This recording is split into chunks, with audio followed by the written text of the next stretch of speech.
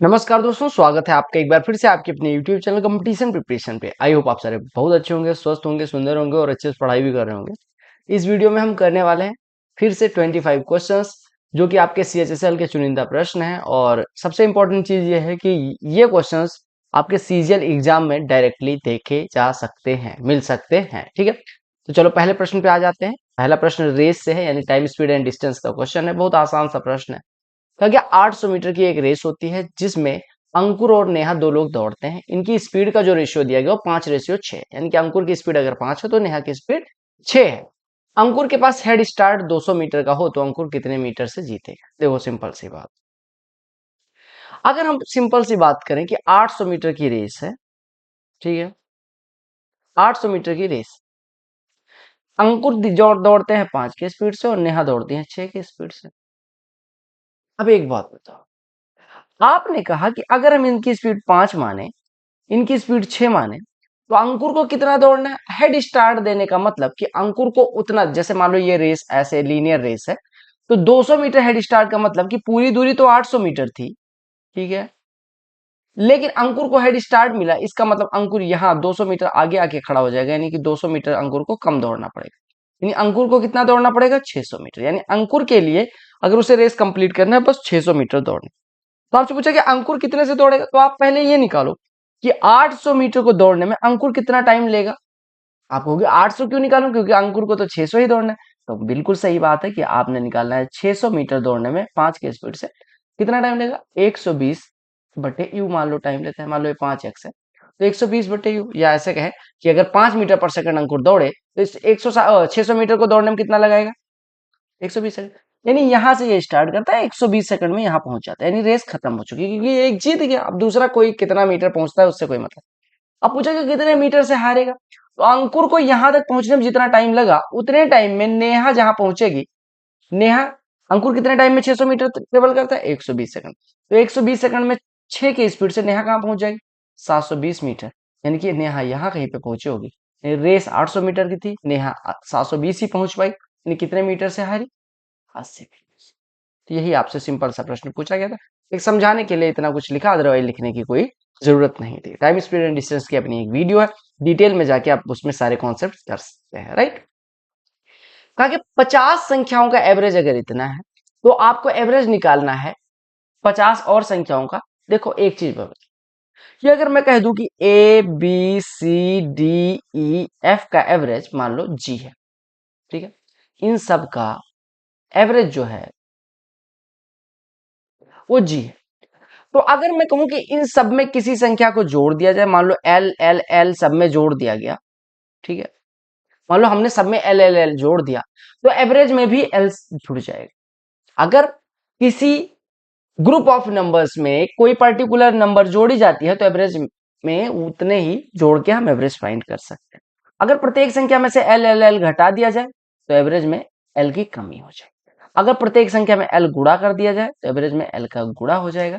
और अगर सब में L से डिवाइड कर दिया जाए तो एवरेज में L से डिवाइड हो जाएगा। तो आप हमेशा समझना कि अगर दिए गए सेट ऑफ नंबर्स में, दिए गए ग्रुप ऑफ नंबर्स में अगर हम किसी पर्टिकुलर संख्या को जोड़ते हैं, घटाते हैं, गुणा करते हैं या भाग करते हैं तो एवरेज में वही चेंज आता है। अगर हम जोड़ेंगे तो एवरेज में जुड़ जाए। अब देखो यहाँ पे क्या किया गया, 50, 100 हर जगह घटाया गया। तो 100 अगर हर संख्या से घटाया गया तो एवरेज क्या हो जाएगा, एवरेज में से भी 100 घट जाएगा, यानी एवरेज अब कितना हो जाएगा, M-100।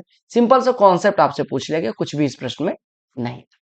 आपको लीनियर इक्वेशन सॉल्व करने को दिया गया, बहुत टाइम बाद एसएससी ने ऐसा प्रश्न पूछा, यानी 3 इक्वेशन एक साथ दे देंगे, you have to solve all these question, all these equations. तो आप पहले क्या काम करो, दो दो इक्वेशन लेके कोई एक व्यंजक गायब कर दो। तो अगर मैं इसको और इसको लेता हूं और इसमें से z गायब करना चाहता हूं तो घटा देते हैं हम, इसमें से इसको घटा देते हैं, 2x माइनस वाई, इसमें से x plus y plus z बराबर 15 घटाना है। यहाँ माइनस है, यहाँ माइनस है, यहाँ माइनस है, यहाँ माइनस है, तो घटा दो। तो ये कितना, जेड जेड कट जाएगा, 2x minus x, x minus y 2y बराबर 12 माइनस 15, यानी कि माइनस। अब इन दोनों को उठा लो, इन दोनों में से फिर से जेड गायब करना है तो दोनों को जोड़ दो। तो 2x plus x 3x minus y minus 2y plus z minus z 0, 12 में से एक जाएगा क्या। अब इन दोनों इक्वेशन को सॉल्व करना है तो हम 3x माइनस 2y यहाँ पे है, x माइनस 2y यहाँ पे है, दोनों को घटा देते हैं, हमारा मिल जाएगा 2x, 2y कैंसिल हो जाएगा, ये बराबर 14, तो x बराबर 7। तो x बराबर 7 हो गया, तो हम कहीं पे पुट कर लेते हैं, यहाँ पे मान लो पुट कर लेते हैं, तो यहाँ से 2i बराबर कितना मिल जाएगा, 2i बराबर x+3 है, यानी कि 2i बराबर, देखो इसको 3 को इधर भेज देंगे, यानी 2i बराबर 10, यानी y बराबर 5, तो आपका आंसर आ जाएगा। और y बराबर 5 कहीं भी पुट कर देते हैं, तो ये हो गया 7, 5, 12 प्लस z बराबर 15, z बराबर 3 हो गया। राइट, समझ में आ गया प्रश्न? तो कुछ भी नहीं था इस प्रश्न में। देखो अगला प्रश्न, देखो ये कॉन्सेप्चुअल प्रश्न है, इसमें कुछ अलग नहीं है, बट सीजीएल में डायरेक्ट प्रश्न देखने को मिलेगा। कहा गया कि 6, 18 और x किसी ट्राइंगल की साइड हो, let us draw a triangle. मान लो कोई इस ट्राइंगल है, इसकी एक साइड 6 है, एक साइड 18 है और एक साइड x। अब आपको एक प्रॉपर्टी पता है कि त्रिभुज की कोई भी भुजा रिमेनिंग दो साइड के योग से छोटी होगी, यानी x जो होगी वो 6 + 18 यानी 24 से छोटी होगी, और 18 - 6 यानी कि 12 से बड़ी। अब यहाँ पे इंटीजर वैल्यूज पूछेगी कि x के कितने इंटीजर वैल्यूज पॉसिबल है। अगर मैं कहूं 12 से लेके 24 तक कितनी संख्याएं हैं, तो आप कहेंगे कितनी संख्याएं हो जाएंगी। आप अगर मैं कहूं a से लेके b तक कितनी संख्या है, तो आप कहते हैं b - a +1, यानी कि कितनी संख्या हो जाएंगी, b - a +1। लेकिन जब a और b को इंक्लूड किया गया है तब, अगर a और b दोनों को छोड़ दिया जाए तो कितनी संख्या बचेंगी, b - a माइनस माइनस मतलब b - a +1 था। अब इसमें से 2 घटा देंगे, क्योंकि a और b यानी दो संख्या निकाल दी गई, तो ये बचेगा b - a -1। तो आप एक बात बताओ, x की इंटीजर वैल्यू है, x ना 12 हो सकता है ना 24 हो सकता है, यानी 12 से 24 के बीच में कितने इंटीजर हैं, 12 और 24 को छोड़ के, तो आप कहेंगे 24 -12 और -1, यानी 24 - 12 12, 12 में से एक जाएगा। कितनी वैल्यूज पॉसिबल है, 11। समझ में आ गया। कहा गया कितना डिस्काउंट रोहन को देना चाहिए 8,000 पे, मतलब on the remaining 8,000 of a laptop pricing इतना, he has already given 12% discount on this one, 8% discount on this one, और उसे 9.5% का डिस्काउंट चाहिए। देखो आप पहले बात को समझो, आपसे कहा गया कि हमें 48,000 रुपए पे 9.5% का रिजल्टेंट डिस्काउंट देना है।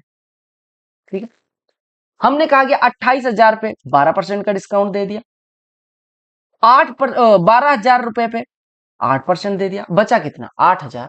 इस 8,000 पे कितना दे, ताकि हमारा ओवरऑल डिस्काउंट 9.5% पहुंच जाए। देखो आपको सिंपल सी बात पूछिए, अगर मैं कहूं कि 48,000 पे हमें 9.5% का डिस्काउंट चाहिए, वेटेड एवरेज से भी कर सकते हो, लेकिन उससे पता नए नए टर्म्स डाल के मास्टर कोर्स को वैल्यूएबल बताने की कोशिश करते हैं, बट ऐसा कुछ नहीं।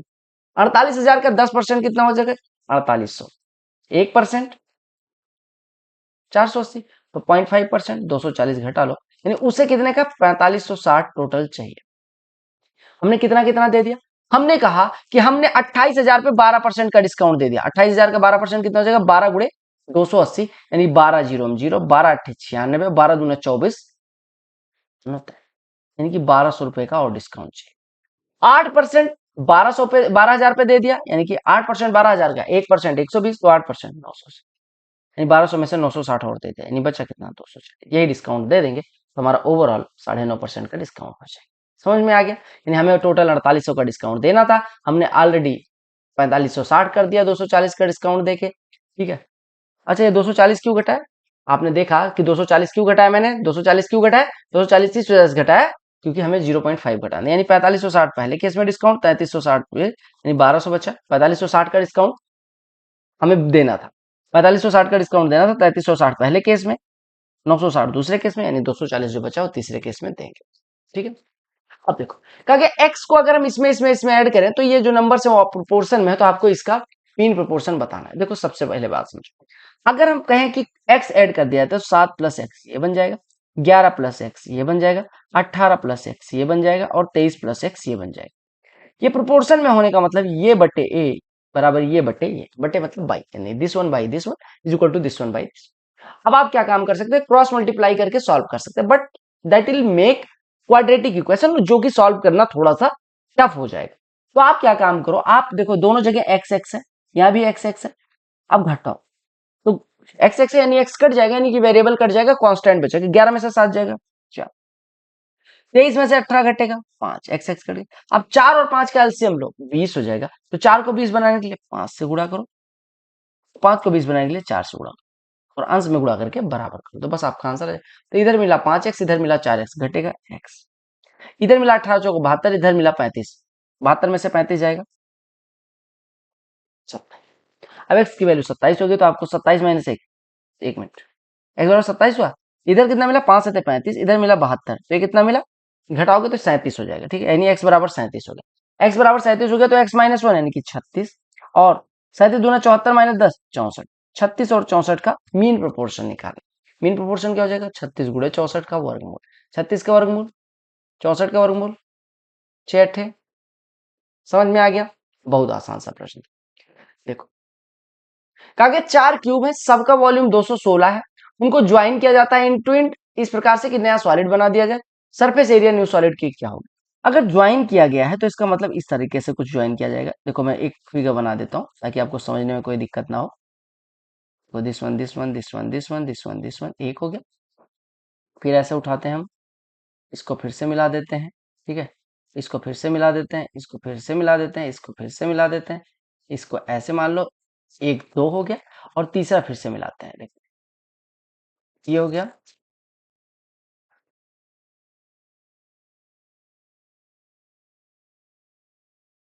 ये लो, 3 कर्व्स को मिला दिया, 3 कोन्स को मिला दिया।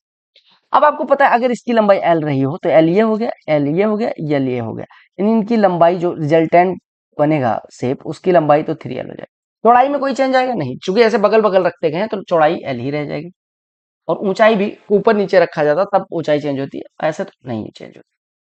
तो आपने कहा अगर एक घन का वॉल्यूम 216 था तो उसकी साइड या एच कितना हो जाएगा 6, यानी कि अब जो बनेगा शेप उसका 3 × 6 यानी कि 18 लंबाई हो जाएगी, 6 चौड़ाई और 6 ऊंचाई। तो आपसे सरफेस एरिया कहा गया था। घनाभ के लिए सरफेस एरिया क्या होता है, 2 times of l b plus b h plus h, यानी कि 2 टाइम्स ऑफ 18 छक्के 108 प्लस 108 प्लस 36, 108 108 216 और 36 252 दूना, हाँ कितना हो गया 18 छक्के 108। ठीक है, 18 छक्के 108 और 18 छक्के 108, 216 216 और 36 कितना हो जाएगा 252, 252 गुणे 2 कितना हो जाएगा 504। आपने कहा 504 तो आ नहीं रहा, अरे यहाँ पे तो 4 क्यूब्स दिया गया था ना, हमने 3 क्यूब करा। अब 4 क्यूब्स वाला आप होमवर्क निकालें। यहाँ पे 4 क्यूब्स वाले में क्या केस होगा कि लंबाई 4l हो जाएगी, बाकी दोनों चीजें वही। ठीक है, आप ये होमवर्क करना, आ रहा है कि नहीं आ रहा है।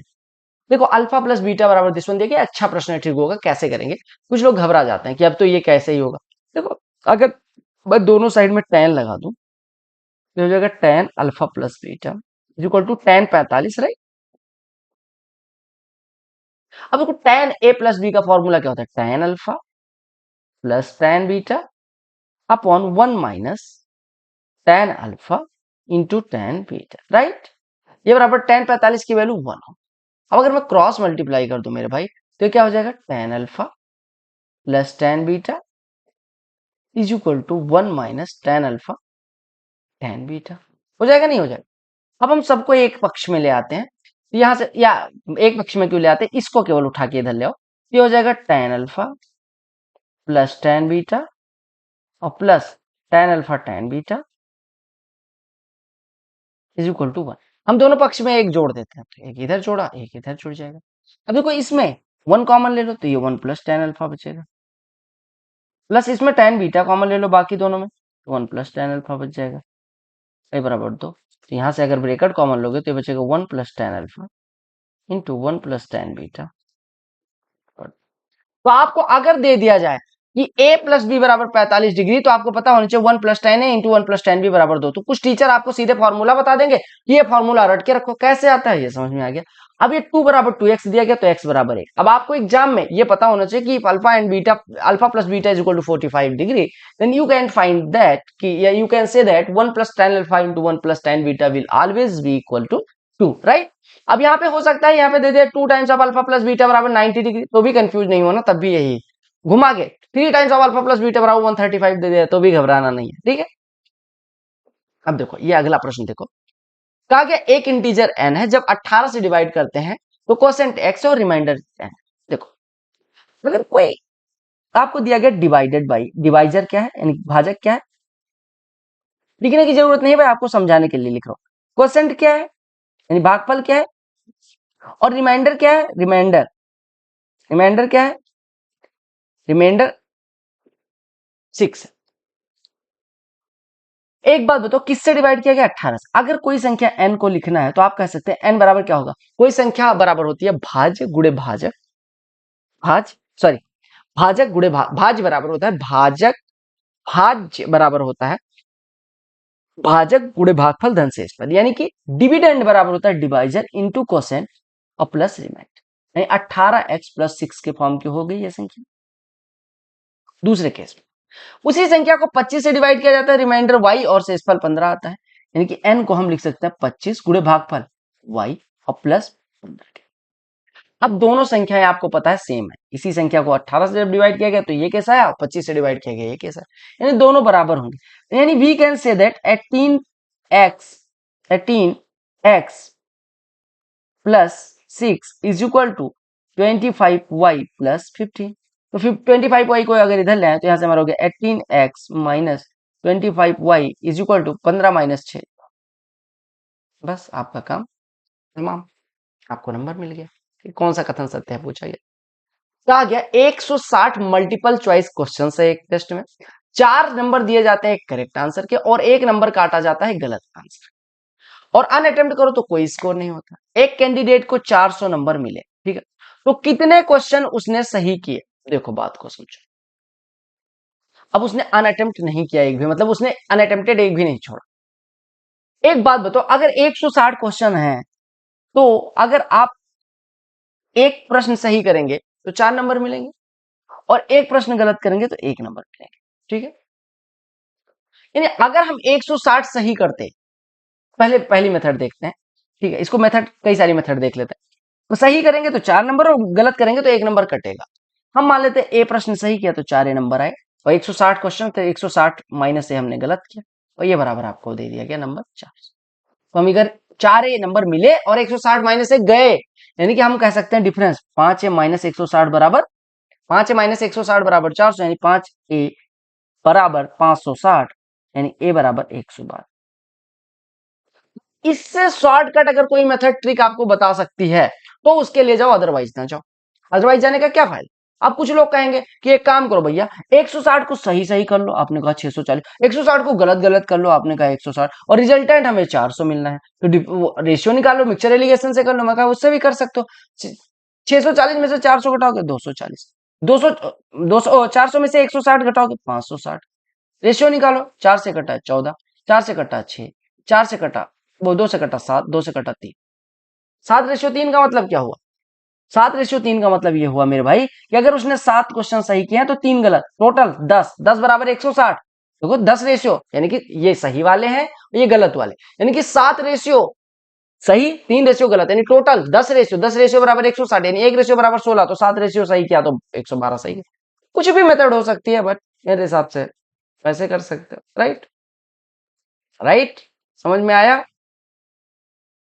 ठीक है, बहुत सुंदर। अब एक बात बताओ, एक और प्रश्न एक और मेथड से कर सकते हैं, उसको मैं आप पे छोड़ देता हूं। मान लो कि अगर हमें 160 नंबर का प्रश्न था, यानी 640 हमें 640 नंबर हमें मिल सकता था, ठीक है।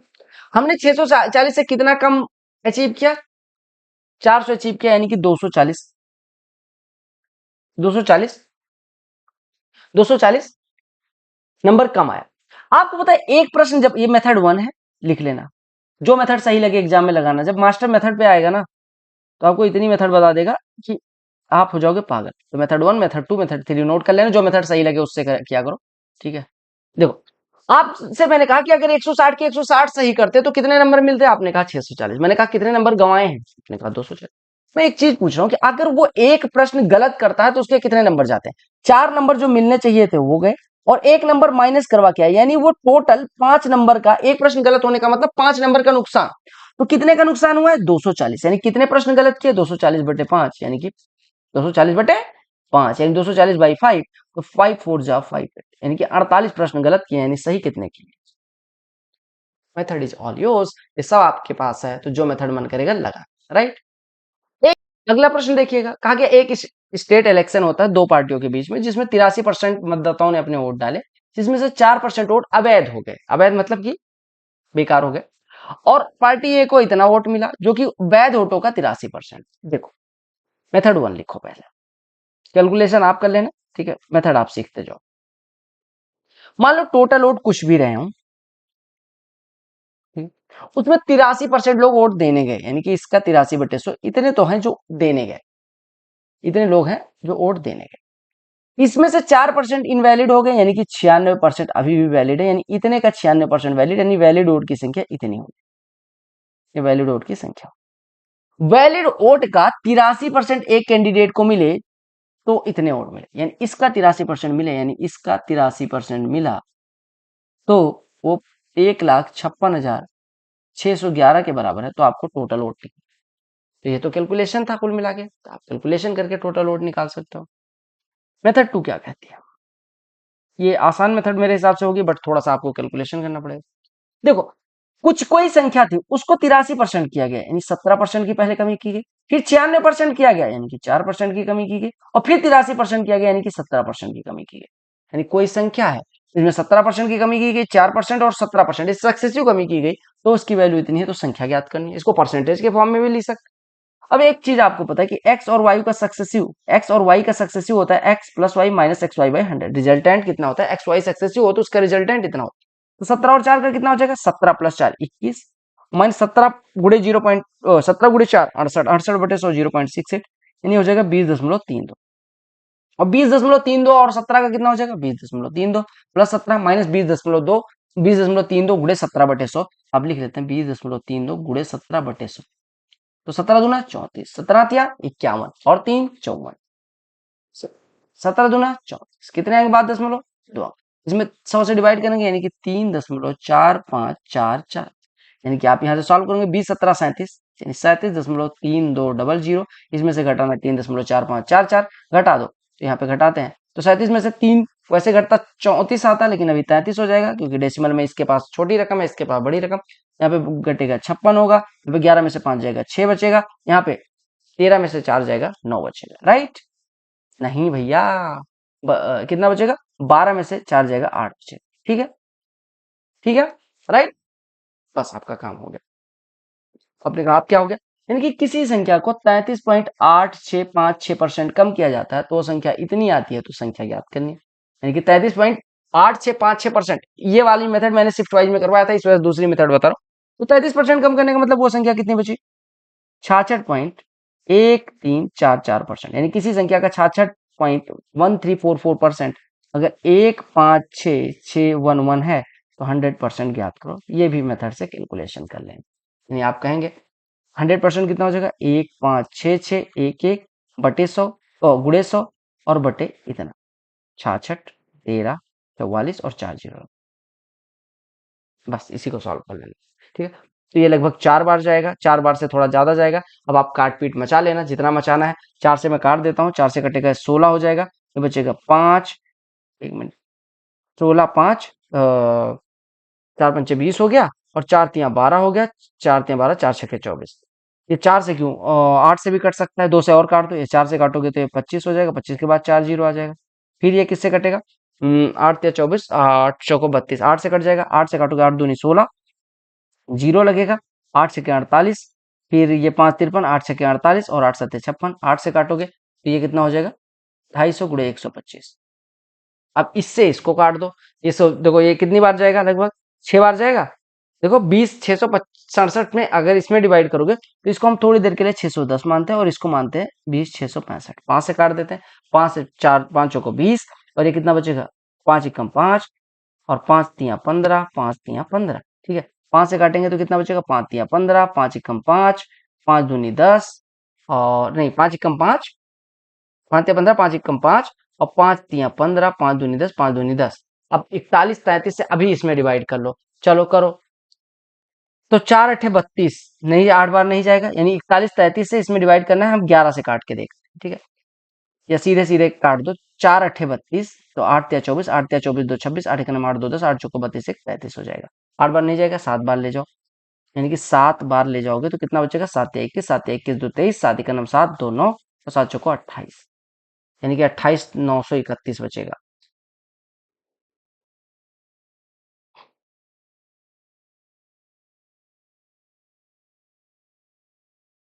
तो आपको पता चल गया किसी संख्या का 66%, तो आप 100% निकाल सकते हैं। आपका कैलकुलेशन करनी पड़ेगी, चाहे इससे करो चाहे इससे करो, आंसर आपका आ जाएगा 236। अब चूंकि ऑप्शन भी बहुत क्लोज दिए गए थे, इस वजह से थोड़ा सा आपको सिंप्लीफाई करना पड़ेगा, राइट। चलो ये देखो अगला प्रश्न देखो, कहा कि एक आदमी है जो रिफ्लेक्शन ऑफ टॉप देखता है लैंप पोस्ट का एक मिरर पे, ठीक है।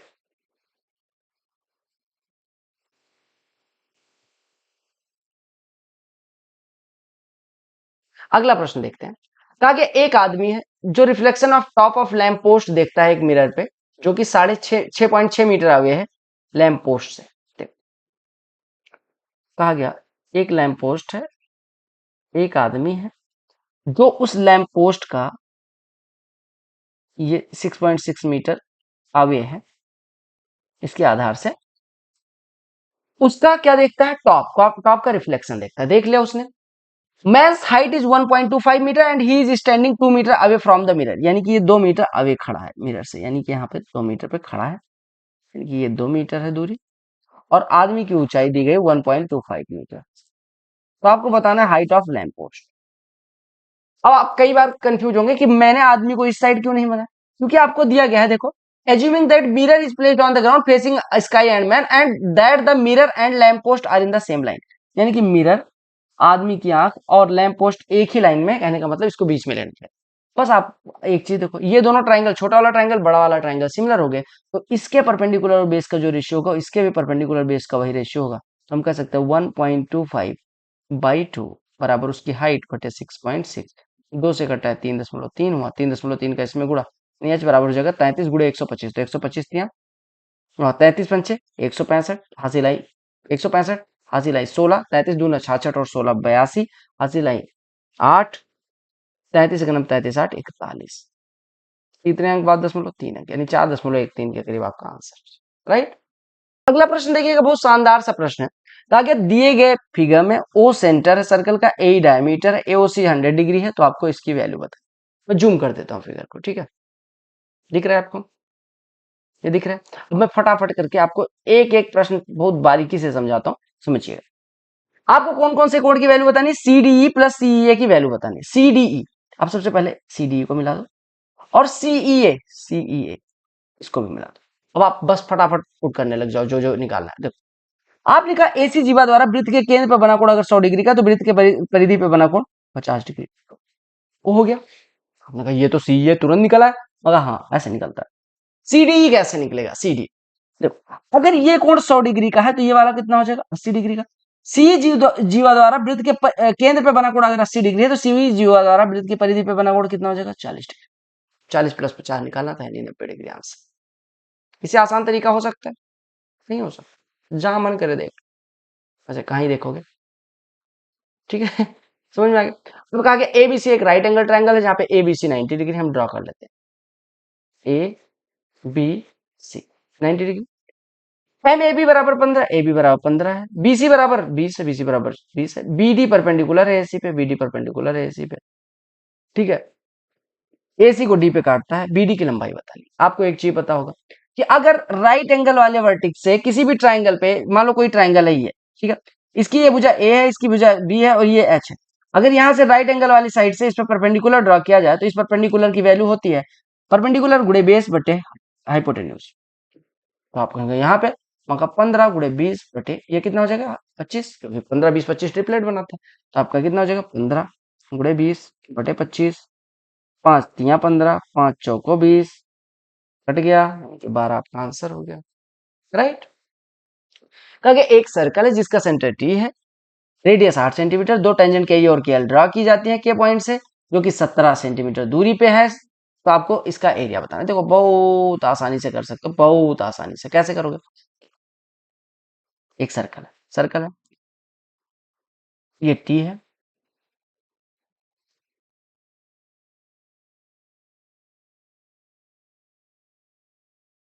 ये देखो एक टेंजेंट ये ड्रॉ की गई है, एक टेंजेंट ये ड्रॉ की गई, ये टेंजेंट का नाम है टी, टू टेंजेंट सॉरी, ये के है, ये टी है, ये के ई है और ये के आई है, ठीक है। अब आपको किसका एरिया निकालना है, ये जो क्वाड्रिलेटरल के ई टी आई बन रहा है उसका एरिया निकालना है। आपको बताइए ये कितना है 8, ये दूरी अगर 17 है तो आपको बताइए परपेंडिकुलर होता है तो ये कितना हो जाएगा, 8 है, ये 17 है तो ये कितना हो जाएगा। आप कहेंगे 17 और 8 किसके साथ ट्रिपलेट बनाते हैं, मैं कहूंगा सिंपल सी बात है भैया, 17 और 8 15 के साथ ट्रिपलेट बनाते हैं, के की लंबाई 15। अब आपको एक ट्राइंगल मिल गया, राइट एंगल ट्राइंगल, जिसका आधार 15 है और हाइट 8 है, और ऐसे एक ट्राइंगल और है। तो अगर आपसे पूछा जाए क्वाड्रिलेटरल के ई टी आई का एरिया कितना होगा, यानी कि एरिया ऑफ क्वाड्रिलेटरल के ई टी आई, ये बराबर हो जाएगा 2 टाइम्स ऑफ किसी एक ट्राइंगल का एरिया ले लो, 2 टाइम्स ऑफ हाफ ट्राइंगल का एरिया, हाफ इंटू 15 गुणे 15 × 120 का आधा 60, 60 का 2 गुना एरिया। क्लियर। ताकि रोम्बस का एरिया निकालना है, अगर डायगोनल्स इतने हैं, देखो एक रोम्बस क्या होता है, एक रोम्बस ऐसा क्वाड्रिलेटरल होता है जिसके चारों भुजाएं बराबर हो, ये मान लो रोम्बस है, let us assume this one is rhombus, a rhombus हो गया, इसके दो डायगोनल्स हो गए किसी भी क्वाड्रिलेटरल के लिए, क्वाड्रिलेटरल नहीं, किसी के लिए एन भुजाओं वाली आकृति के लिए कितने वो होते हैं। अच्छा एक चीज, एन इंटू एन माइनस 3/2 ये किसका फॉर्मूला है, नंबर ऑफ क्या निकालते हैं, तभी एन इंटू एन माइनस 3/2 निकालते हैं, कितने डायगोनल्स होंगे, कितने क्या होंगे, ये आप बताना, ठीक है। देखो रोम्बस है, इसका एक डायगोनल होता है D1 और दूसरा डायगोनल है मान लो D2। आपको कुछ फॉर्मूले पता होने चाहिए, इसका पेरीमीटर होता है 4a, पहली चीज अगर साइड ए हो। दूसरा अगर डायगोनल D1 और D2 हो तो D1 का स्क्वायर प्लस D2 का स्क्वायर बराबर 2a का होल स्क्वायर या 4a स्क्वायर कह सकते हैं, ठीक है। और तीसरा होता है कि इसका एरिया जो होता है वो हाफ D1 D2 के बराबर है। कहीं भी रोम्बस दिखे, समचतुर्भुज दिखे, आप ये फॉर्मूला लगा दें। अब आपको डायगोनल दिए गए हैं तो 10 गुणे 8.82 का आधा 41 एरिया हो जाएगा। अरुण और भास्कर एक रेस दौड़ते हैं 3 किलोमीटर। पहले अरुण भास्कर को 400 मीटर का हेड स्टार्ट देता है और उसे 30 सेकंड से हरा देता है, लेकिन वापस आते टाइम अरुण जो है भास्कर को 2.5 मिनट का हेड स्टार्ट देता है, लेकिन 500 मीटर से हार जाता है। तो आपको बताना है कि टाइम का डिफरेंस कितना है अरुण और भास्कर को एक साइड में दौड़ने के लिए। देखो 3 किलोमीटर की रेस है, रेस कितने की है, 3000 मीटर। अब बात को समझो, अरुण ने भास्कर को 400 मीटर का हेड स्टार्ट दिया, यानी भास्कर को कितना दौड़ना है 2600 मीटर, और अरुण को कितना दौड़ना है 3000 मीटर। फिर भी अरुण उसको 30 सेकंड से हरा देता है, इसका मतलब हो गया कि 3000 को अरुण को दौड़ने में जितना टाइम लगा उससे 30 सेकंड ज्यादा लगता है 2600 को भास्कर को दौड़ने में। यानी आप कह सकते हैं 2600 बटे बी माइनस 3000 बटे ए बराबर 30 सेकंड। पहला एक क्वेश्चन बन गया। दूसरा कहा कि वापस आते टाइम अरुण जो है भास्कर को 2.5 मिनट का दे देता है, 2.5 मिनट का क्या देता है लीड, और 500 मीटर से हार जाता है। देखो 3000 मीटर की रेस थी, 2.5 मिनट का लीड देने का मतलब, और पहली चीज समझो 500 मीटर से हारने का मतलब कि अरुण 2500 दौड़ पाता है कितने समय में, जितने समय में, देखो पहली चीज 2.5 मिनट का हेड स्टार्ट देने का मतलब कि 3000 मीटर भास्कर दौड़ेगा, मान लो 3000 मीटर अगर भास्कर दौड़े उससे 2.5 मिनट कम कर दो, मतलब कि 2.5 मिनट उसका कम जोड़ो या 2.5 मिनट पहले ही आगे खड़ा, मतलब जितने में भी वो दौड़ता, मान लो 12.5 मिनट में दौड़ता है तो उसका 2.5 मिनट हेड स्टार्ट देने का मतलब कि 2.5 मिनट ना जोड़ो, 12.5 मिनट जोड़। 3000 को दौड़ने में अगर उसे 12.5 मिनट लगते हैं तो हेड स्टार्ट अगर 2.5 मिनट का मिला, इसका मतलब 2.5 मिनट उसको शुरू में दे दिया गया कि तुम पहले दौड़ लो फिर स्टार्ट होगी। यानी कि जितना भी बी को 3000 मीटर दौड़ने में टाइम लगा उससे 2.5 मिनट कम। 2.5 मिनट क्यों, क्योंकि 2.5 मिनट हेड स्टार्ट मिला था। इतना जो समय है, ठीक, इतने समय में, इतने समय में अरुण जो है वो केवल 2500 दौड़ पाता, यानी कि 3000 बटे बी माइनस 2.5 मिनट अगर हम करेंगे, 2.5 मिनट मतलब 150 सेकंड, 3000 बटे बी माइनस 150 सेकंड अगर हम करेंगे तो 2500 बटे अरुण आएगा। यानी हमें क्या कहा गया कि 3000 बटे बी माइनस 150 बराबर 2500 बटे, यानी हम यहां से कह सकते हैं कि 2500 बटे ए या फिर जो भी। अब आपको क्या निकालना है, आपको निकालना 3000 बटे ए और 3000 बटे बी की वैल्यू। कैसे निकलेगा, आप ये वाला समझ गए, आपको बस यही क्वेश्चन सीधे एग्जाम में लिखना था, ये वाला ही क्वेश्चन। अब हमें देखो यहाँ पे 3000 बटे ए दिख रहा है, यहाँ पे 2500 बटे ए, तो यहाँ से 3000 बटे ए कैसे निकलेगा, पहले 50 से डिवाइड करो, 50 से डिवाइड करोगे तो ये बचेगा 50 बटे ए, ये बचेगा 3, ये बचेगा 60, यानी कि 50 बटे ए बराबर 60 बटे बी माइनस 3। तो हमें 3000 बटे ए निकालने के लिए 60 से गुणा कर देंगे, तो 60 से गुणा करेंगे तो 3600 बटे बी माइनस 180 इसकी वैल्यू हो जाएगी, पुट कर देते हैं। यानी ये कितना बचा, 2600 बटे बी माइनस 3600 बटे बी प्लस 180 बराबर 30, यानी आपका कहेंगे 1000 बटे बी बराबर 150, यानी कि बी को 1000 मीटर दौड़ने में अगर 150 मिनट लगते हैं, 150 सेकंड लगते हैं, तो 3000 दौड़ने में कितना टाइम लगेगा 450, यानी बी द्वारा लिया गया समय आ गया 450 सेकंड। अब हम ए पे आ जाते हैं, यहाँ पे पुट कर देते हैं। यहाँ पे पुट कर देते हैं 3000 को बी में दौड़ने में जितना समय लगता है उससे 150 मिनट 150 सेकंड कम। 3000 को बी 3000 मीटर बी को दौड़ने में कितना टाइम लगा? 450 सेकंड। 450 सेकंड से कम कितना? 150 सेकंड। 300 सेकंड में बी ए जो है वो 2500 मीटर दौड़ जाता है। यानी कि 2500 मीटर दौड़ने के लिए ए को 3000 सेकंड लगते हैं। यानी हम कह सकते 300 सेकंड लगते हैं। यानी कि 250 मीटर के लिए या हम कहें 500 मीटर के लिए 60 सेकंड लगते हैं, तो हमें 3000 मीटर दौड़ना है तो 360 सेकंड लगेंगे। 360 सेकंड ए को लगता है पूरा 3000 मीटर दौड़ने में, ए को 450 सेकंड बी को लगता है। दोनों का डिफरेंस पूछा गया था, तो एक को 360 सेकंड, एक को 450 सेकंड, यानी डिफरेंस 1.5 मिनट का हो जाए। ठीक है, 1.5 मिनट का हो जाए। राइट। अगला प्रश्न मैंने क्यों लिया है ये वाला, इसमें देखो कुछ कुछ दिया गया। अब आपको दिया गया कि सी डी बराबर 10, सी से लेकर डी तक, ऐसे समझो, फिगर बनाने की जरूरत नहीं है। सी डी मान लो कोई है, सी डी बराबर 10 दिया गया। ठीक है, एम सी से जोड़ा जाता है और मतलब सी से एम को जोड़ा जाता है और डी तक बढ़ाया जाता है। और आपको दिया गया सी एम बराबर डी एम, यानी ये दोनों भुजाएं बराबर, मतलब ये इसके दोनों पार्ट बराबर। यहाँ पे देखो सी एम बराबर डी एम। आपसे कहा गया अगर सी डी 10 हो बी डी 6 हो, सी डी 10 हो, पूरा सी डी 10 हो, तो आपको वैल्यू किसकी निकालनी है? सीएम की। यानी सीएम इसका आधा हो जाएगा 5 सेंटीमीटर। कुछ भी फिगर ड्रॉ करने की जरूरत नहीं थी। ये प्रश्न इस वजह से दिया गया था इतना डेटा कि आप कंफ्यूज होकर कुछ भी उल्टा सीधा उटपटांग करने लगे। दो संख्याएं इस प्रकार से हैं कि वो सेम डिवाइजर से डिवाइड की जाती है और रिमाइंडर 6 और 7 बचता है। अगर दोनों संख्याओं का if sum of two numbers is divided by same divisor, remainder 5 divisor क्या हो? देखो, अगर कोई संख्या को n को, ठीक है, कोई संख्या मान लो n थी, ठीक है, अच्छा, कोई संख्या n1 थी मान लो, और कोई संख्या n2 थी। n1 को हम मान लो अगर सेम डिवाइड मान लो a से डिवाइड करते थे तो भागफल x आता था और शेषफल 6 आता था। इसको a से डिवाइड करते थे n2 को, तो ये भागफल y और शेषफल 7 आता। राइट। अब अगर इनके सम को अगर हम डिवाइड करते हैं, n1 प्लस n2 को डिवाइड करते हैं, तो किससे? a से। भागफल मान लो कुछ आता होगा, कुछ भी आता होगा, मान लेते हैं m आता है, लेकिन शेषफल 5 आता है। समझ लो। अब एक बात, अगर हम इनके सम को डिवाइड करें तो कितना हो जाएगा? a times of x plus y plus 13, और इसको हम किससे डिवाइड करें? a से। और शेषफल कितना है? शेषफल देखो रिमाइंडर 5 है। एक बात बता, अगर हम a x y को a से डिवाइड करेंगे क्या कोई रिमाइंडर आएगा? नहीं, क्योंकि ये पूरा पूरा कट जाएगा। यानी जो 5 रिमाइंडर आ रहे हैं 13 को a से डिवाइड करने में आ रहा है। यानी ऐसा हम कह सकते हैं कि 13 को a से डिवाइड किया गया, रिमाइंडर 5 आएगी। a की वैल्यू कितनी हो जाएगी? कोई संख्या 13 है, 13 में किसी संख्या से डिवाइड करने में शेषफल अगर 5 है तो संख्या कितनी हो जाएगी? 8। सिंपल सी बात। राइट। ठीक है। ये क्या हुआ? बदल कैसे गया? ये देख रहे हो, हिंदी इसका ना पढ़ना भाई, हिंदी पढ़ लोगे तो कंफ्यूज हो जाओगे। इसको देखो, 1/sin दिस वन की वैल्यू निकालनी है, तो आप क्या काम करो? आप रख दो ना अल्फा बराबर 45 ना पुट करना, नहीं तो ये अनर्थ हो जाएगा। आप देखो 1/sin 90 माइनस थीटा क्या होता है? कॉस थीटा होता है। अब कॉस थीटा के पावर 4 लिखा है, यानी कि कॉस पावर 4 2 अल्फा लिखा हुआ है। कॉस स्क्वायर मतलब कॉस 90 माइनस थीटा कितना होता है? साइन थीटा, यानी sine square theta minus 1। Right. समझो बात।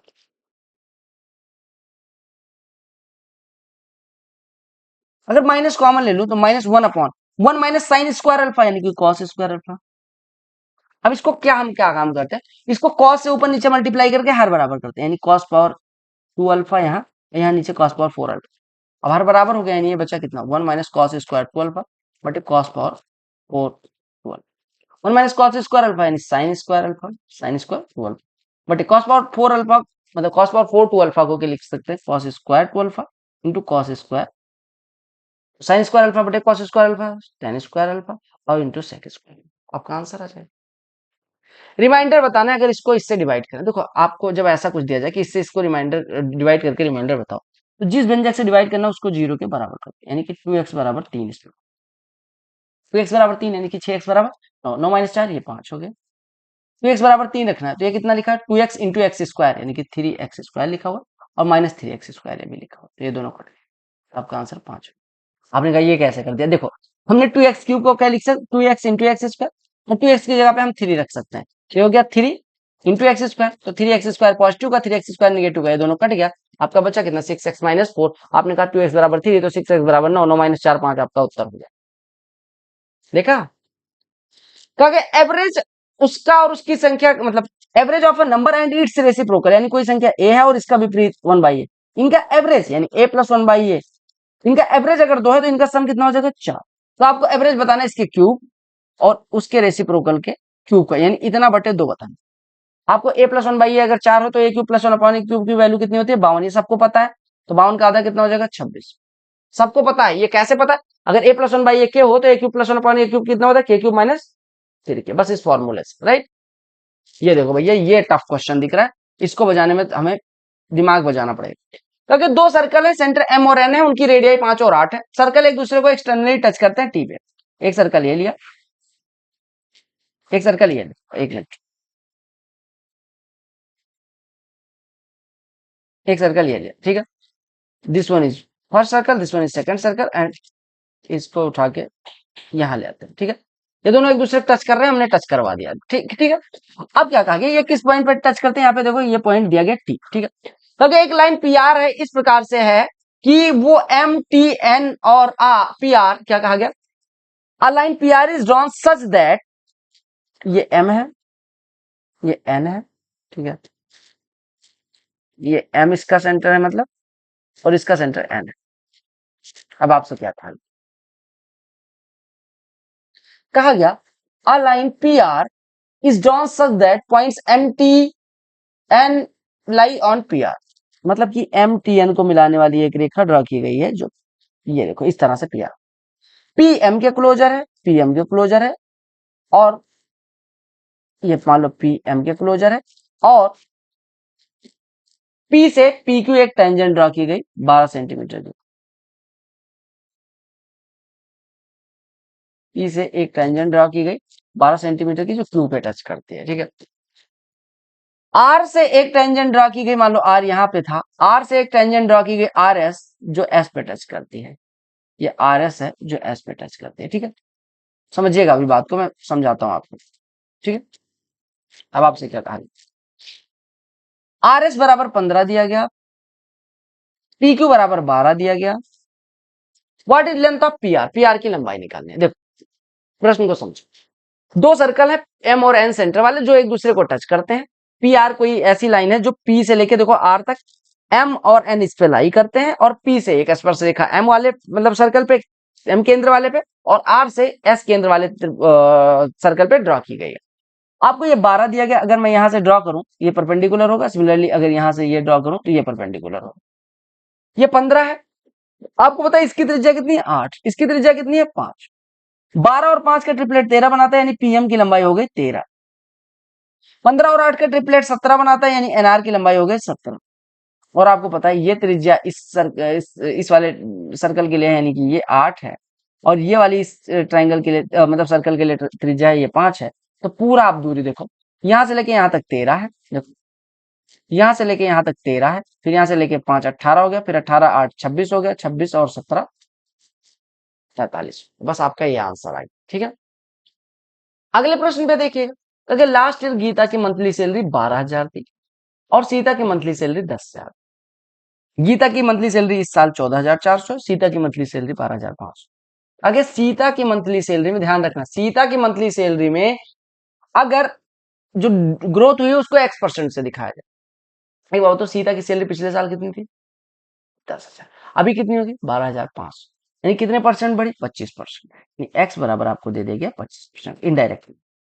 और जो इनकी सैलरी 12,000 से 14,400 हुई, यानी कि कितना परसेंट बढ़ी 2400, यानी कि 20%। इसको वाई से नोट किया जाए, यानी वाई बराबर 20%। तो आपको एक्स माइनस वाई बटे वाई गुड़े 100, यानी कि 5/20 और गुड़े 100 यानी कि 25, ये निकालना, राइट। ये प्रश्न देखिएगा, ये अच्छा प्रश्न है। देखो सेमी पेरीमीटर क्या, व्हाट इज सेमी पेरीमीटर। एक सर्कल है, सेमी पेरीमीटर नहीं, सेमी सर्कल क्या होता है ये दिखाना है आपको, ठीक है।